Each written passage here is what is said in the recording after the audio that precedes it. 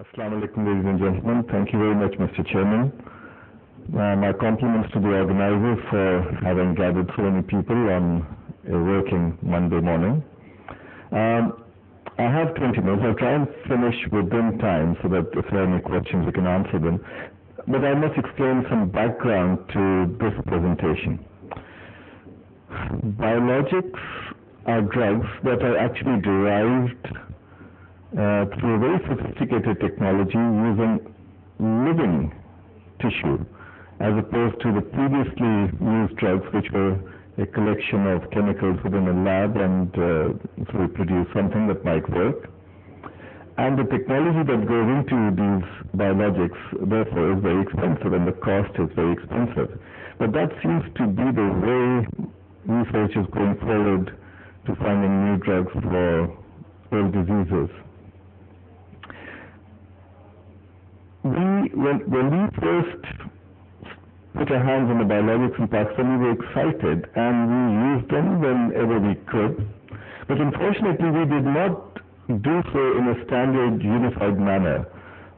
And we did not really follow up the patients in a way that could be analyzed uniformly later on. We've only started doing that now from this year onwards as a group. But prior to that, it was whoever found it useful and could use it, used it.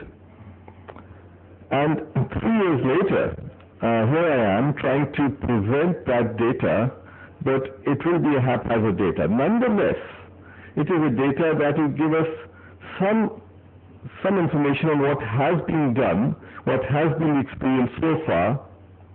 But I am trying to apologize in advance for so many lacunae in the data, because we really were not together on a single platform in order to do this. But see what comes out of all this, and then we'll see if there are any further questions. Now, the people who contributed to the data I have are these, and my name being the last on the list, but I've had the honor to present this data.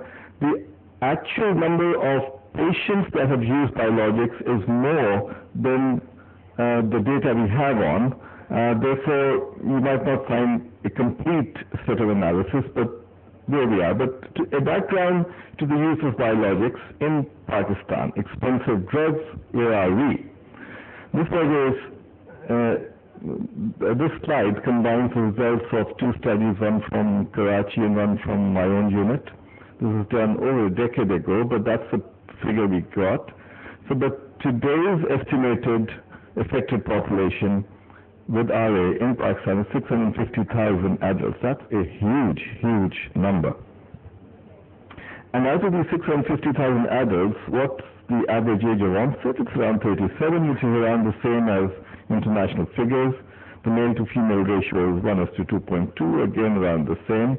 But the time lag between the onset of the disease and by the time they get to see a rheumatologist is around 6 years. So the disease has pretty well advanced by that time, and we're talking of early rheumatoid recognition. And because of our various limitations, once they come to us, they are disabled, and 45% have moderate or severe disability by the time they come to see a rheumatologist. So we perhaps already lost the race there. But that's the kind of patient that comes to us. They do come to us in wheelchairs, something that's not tolerated in England anymore.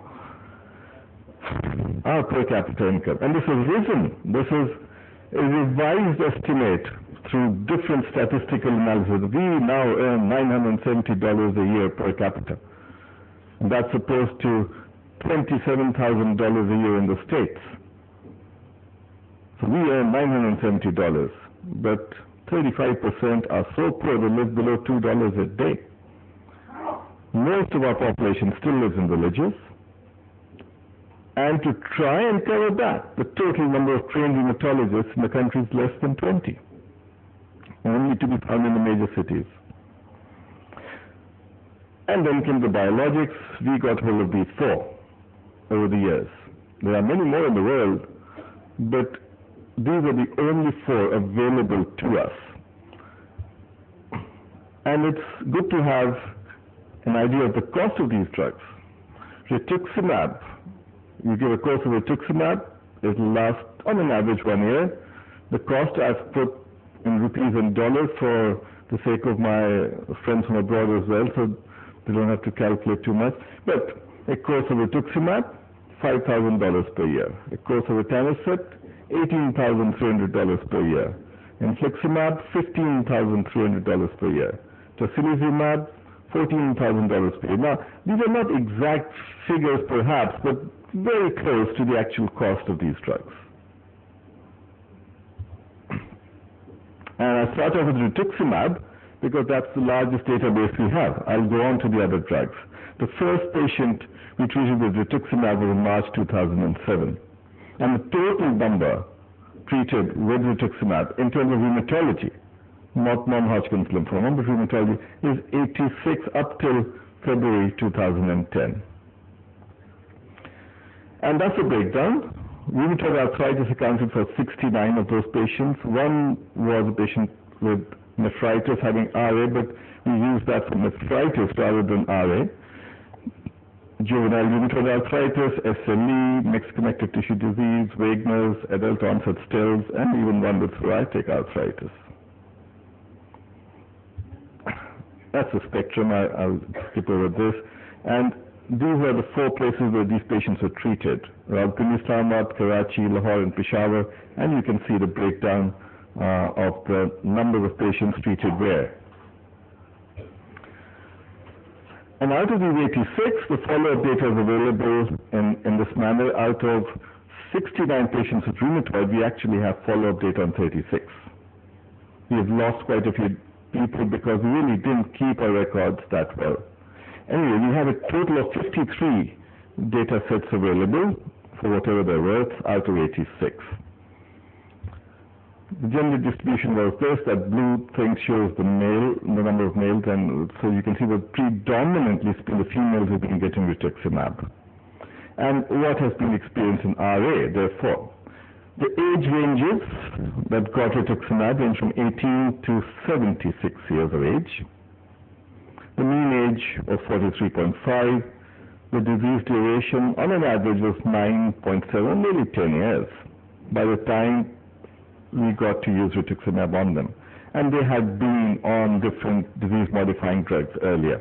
They had all, of course, failed to respond adequately. Again, the sex distribution pie chart. Now, the only instrument we have used actually to see whether or not they improved is